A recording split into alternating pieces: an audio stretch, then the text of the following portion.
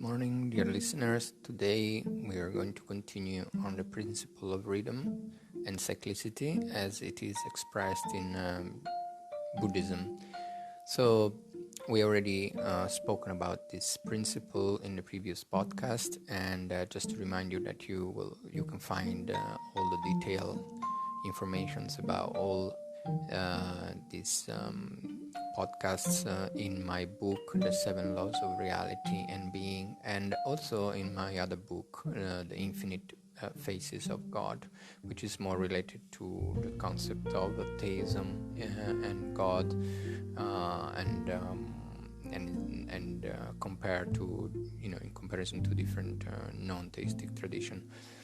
But let's continue with the principle of rhythm in Buddhism. So this is expressed in the concept of impermanence, of course, which is the key concept in Buddhism. So nothing lasts, everything is in movement, and so the rhythm of coming and going, birth and death, it's infinite.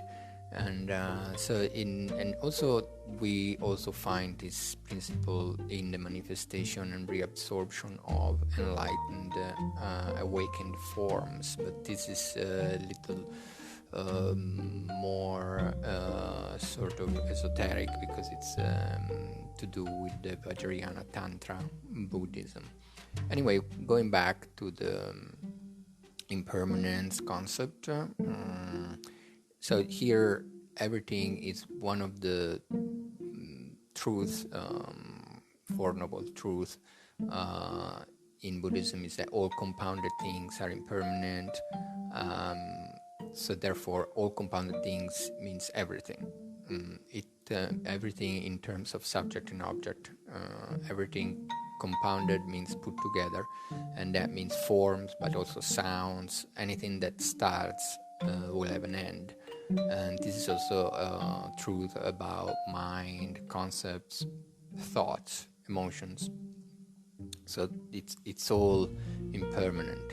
And so this phenomenon, every phenomenon that comes into being follows this low rhythm, which is a flow and an inflow, a swing forward and a backward, an advance and a retreat, a birth and death, night and day. So nothing is stable, nothing remains the same, all is in motion,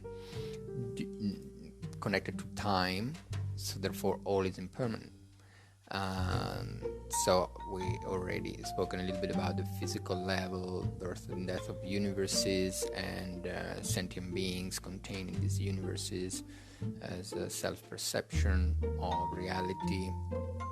This is also in cyclic trends, so not only is in rhythm, but it's also in cycles, because on a cosmic level, Buddhism says that the universe is coming to being, remain, disintegrate, and then there is a period of total nothingness. And on a microcosmic level, the level of thoughts, we have thoughts, but we always have a period of calm, a moment of calm between thoughts.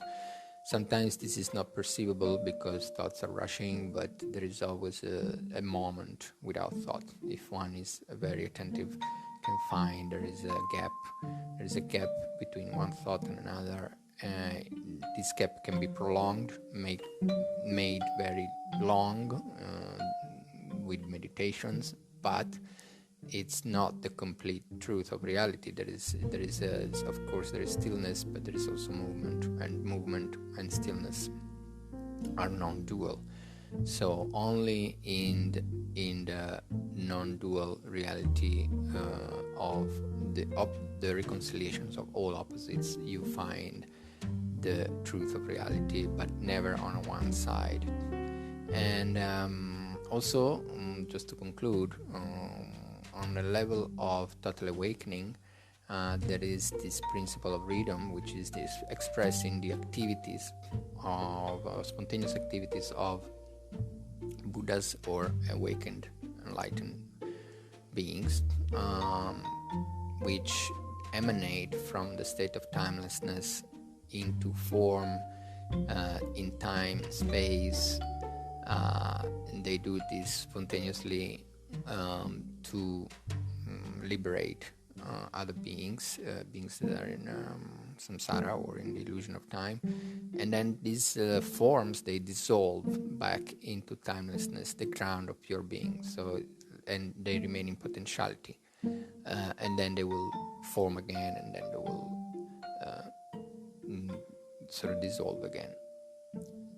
So this is all for the second podcast on the principle of rhythm in Buddhism, and then we will speak more in the next podcast about the effect of compensation of counterbalance within this principle of rhythm. So thank you for listening. I hope you join me for the next podcasts.